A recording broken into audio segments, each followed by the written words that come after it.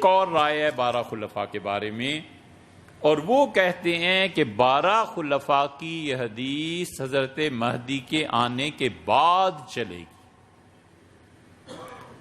کتاب دانیال میں ذکر آیا ہے اس کا، اور ابن منادی نے اس کا ذکر کیا، مگر کتاب دانیال کی کتاب اب تک ہمیں نہیں مل سکی۔ ایک تو دانیال کی کتاب ہے جو عیسائی بتاتے ہیں، وہ تو خیر مسئلہ نہیں ایسا، لیکن جو کتاب دانیال ان کے سامنے تھی جس میں انہوں نے یہ حدیث نقل کی ہے، ابن حجر اسقلانی رحمۃ اللہ علیہ نے فتح الباری میں اس پہ بحث کی ہے، اگرچہ انہوں نے اس روایت کو ایسے ہی ذکر کر دیا ہے اپنی ان کی رائے کے مطابق، لیکن ان کا خیال یہ ہے کہ رسول اللہ صلی اللہ علیہ وسلم نے 12 خلفاء کو جو کہا ہے تو 12 خلفاء میں حضرت مہدی کی اولاد سے، حضرت مہدی حضرت حسن رضی اللہ عنہ کی اولاد میں سے ہوں گے نا۔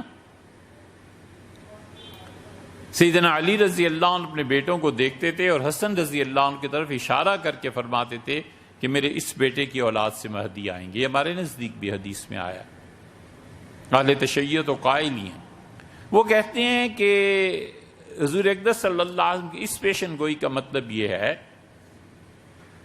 کہ 5 خلفاء حضرت مہدی کے بعد پے در پے قیامت سے پہلے پوچھا گیا اللہ کے رسول 12 خلفاء کے بعد کیا ہوگا؟ آپ نے کہا ثم الحرج، پھر قتل ہوگا، پھر خون بہے گا۔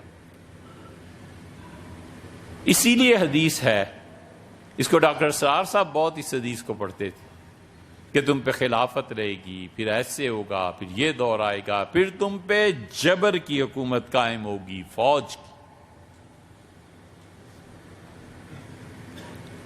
اور فوج کی حکومت کے بعد پھر حضرت مہدی آئیں گے، جبابرہ کی حکومت۔ حافظ ابن حجر رحمۃ اللہ علیہ سے لائے ہیں صحیح بخاری کی شرح میں۔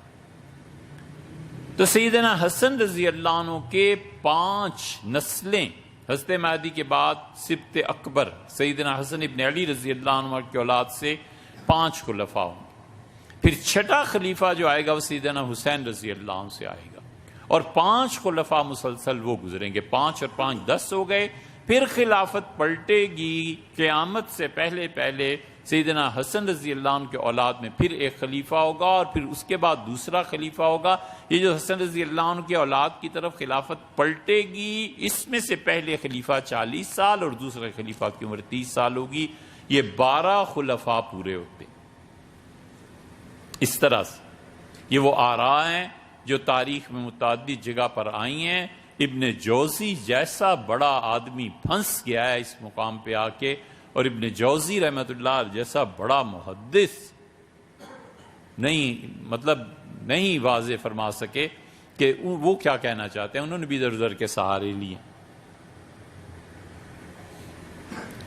آپ نے ہمارا دریافت کیا تو پدی کیا اور پدی کا شوربہ کیا، 3 میں نہ 13 میں، کوئی بات ہی نہیں، ہم تو پڑھ بھی نہیں سکتے بھائی، کچھ نہیں ہے، کچھ نہیں۔ لیکن ایک بات اگر اس حدیث کے معاملے میں کہیں تو ایک مرتبہ اس کی تحقیق کی تھی، ہمیں سب سے زیادہ آسان یہ مسئلہ لگا کہ حضرت رسالت پناہ صلی اللہ علیہ وسلم نے، یہ سب مانتے ہیں، اس پہ تو امت پیچھے بھی مانتی ہے کہ 12 سے مراد یہ نہیں ہے کہ صرف 12 خلفاء ہی ہوں گے، مطلب یہ کہ 12 نمایاں طور پہ خلفاء ہوں گے جن کے زمانے میں امت بالکل ٹھیک ٹھاک رہے گی، دین قائم رہے گا۔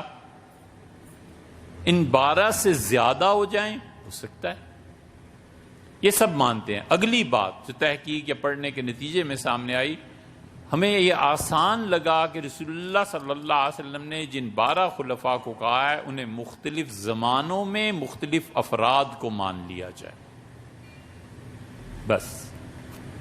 یہ قریش میں ہوں گے، قریش بڑے خوش ہوئے، حضور صلی اللہ علیہ وسلم کے پاس حاضر ہوئے، کہا اللہ کے رسول سنا ہے آپ نے یہ فرمایا؟ آپ نے کہا ہاں میں نے کہا ہے۔ ان کا اللہ کے رسول پھر 12 خلفاء قریش کے بعد فرمایا ثم الحرج، پھر مارو گے، قتل کرو گے ایک دوسرے کو، خون بہے گا۔ ثم الجبابرہ، پھر جبر کی حکومت آ جائے گی، لوگ جبر، عالمی طاقتیں تم پہ جبر کریں گی، عالمی طاقتوں کے نتیجے میں حکومتیں بنیں گی۔ اس کی وضاحت چاہیے تو ڈاکٹر اسرار صاحب نے ایک جگہ بڑی اچھی تشریح کی کیا کہ عالمی حکومتیں کیسی چھوٹی حکومتوں کو چلاتی ہیں۔ اگر یہ مان لیا جائے کہ یہ 12 خلفاء مختلف ادوار میں ڈفرینٹ ٹائمز میں امت کے مختلف حصوں میں امت کے مختلف مسلمانوں کے ممالک میں ابھریں گے اور امت کے لیے بہترین کام کریں گے، حدیث حل ہو جاتی ہے، آسان مسئلہ یہ۔ لیکن کھٹک پیدا ہوتی ہے کہ وہ سارے قریشی نہیں ہوں گے، حضور صلی اللہ علیہ وسلم قریشی کہا ہے، بس یہ ایک رہتی ہے اپنے ذہن میں۔ باقی سب سے آسان اس مسئلے کا حل یہ ہے، اسی لیے اورنگزیب عالمگیر رحمت اللہ علیہ کو خلیفہ مانا گیا۔ سلمان بن عبد الملک نے جب حکومت کیا تو اس کی مصیبت یہ ہے کہ اس کے بعد عمر بن عبدالعزیز رحمت اللہ علیہ آ گئے تھے۔ عمر بن عبدالعزیز رحمت اللہ علیہ کو بھی خلیفہ مانا گیا ہے، سلطان اورنگزیب کو خلیفہ مانا گیا ہے۔ ان تغلقوں میں ایک تغلق تھے نہایت قابل، نہایت، وہ کیا تغلق تھا، وہ با کمال آدمی تھا، اس کی کیا تاریخ بیان کریں، ایک اس سے بھی مانا گیا۔ تو 12 خلفاء مختلف اوقات میں امت کے مختلف اوطان میں مختلف جگہوں پہ آئیں گے، یہ ہے۔